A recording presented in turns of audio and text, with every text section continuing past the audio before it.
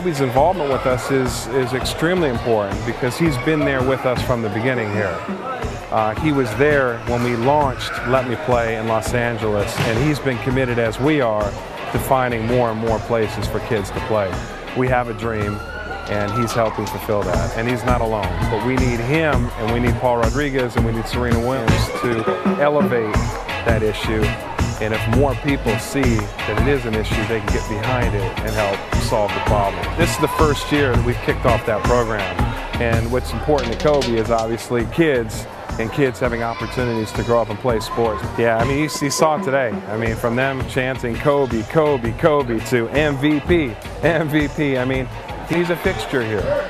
We want to inspire the youth of tomorrow because that's our legacy.